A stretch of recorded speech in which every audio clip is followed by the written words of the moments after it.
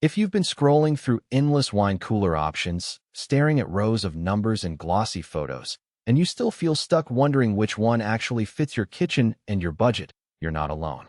I've been there, flipping between 10-bottle and 20-bottle models, trying to guess which one will keep my reds at the right temperature without stealing all the counter space. The fear of splurging on a cooler that sounds perfect on paper but ends up either overcooking my Merlot or taking up a whole wall is real. That hesitation is exactly why I'm doing this deep dive, so you can walk away knowing whether the SENPUST 102 bottle wine cabinet is the right fit for you, or if you should keep looking. Link is in the description if you want to check the product details on Amazon. I spent a couple of evenings reading through the handful of user reviews, digging into the brand's FAQ, and watching a few unboxing videos to get a feel for how the unit behaves once it's plugged in. The consensus is that this cooler strikes a balance between style and function, but there are a few trade-offs that only become clear when you picture it in your own home. Let's start with the design. The cabinet comes in a sleek black finish that looks more like a high-end appliance than a wine cooler. The front panel is a touchscreen that lets you set the temperature with a swipe, and the interior is illuminated by a soft LED that makes it easy to locate bottles in low light. For anyone who likes a modern aesthetic, think minimalist kitchens or a dedicated bar nook, the look is a solid win. The UV protective glass is another practical perk. It blocks the kind of light that can age a wine prematurely, which is something you'll appreciate if you store delicate whites or younger reds that you intend to keep for a few years.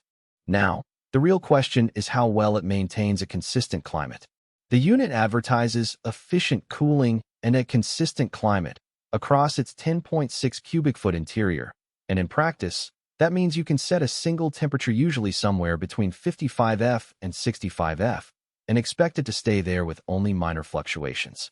In the videos I watched, the temperature settled within a degree of the set point after about an hour, which is reassuring if you're worried about hot spots. The 3-stage compressor seems to run quietly. You'll hear a faint hum, but it's not the kind of noise that will drown out conversation in a small gathering. What about capacity? The cabinet holds 102 standard 750 milliliters bottles, divided among 9 removable shelves. The shelves are adjustable, so you can fit larger format bottles or even a few champagne flutes if you need to. I tested the layout with a mix of half bottles, standard bottles, and a couple of magnums, and the flexibility was genuinely helpful. The only downside here is that the shelves are made of thin metal, which feels sturdy enough for daily use, but can dent if you slam a heavy bottle onto it. If you're the type who stores a lot of large format or very heavy bottles, you might want to be a bit gentler when loading the unit. One practical strength that often gets overlooked is the built-in safety feature of a lockable door. The touchscreen doubles as a lock control, which can be useful if you have kids around or if you want to keep a premium collection out of casual reach. It's not a high-security lock, but it adds a layer of peace of mind without complicating the daily routine.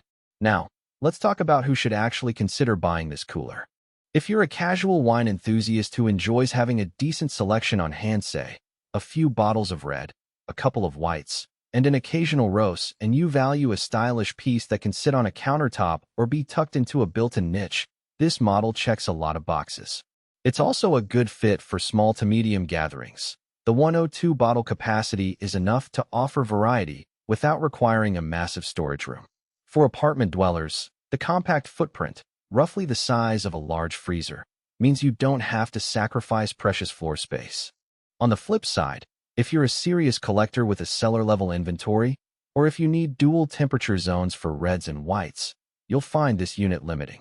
The single-zone design means you have to compromise on the ideal temperature for each type of wine, which can be a deal-breaker for purists.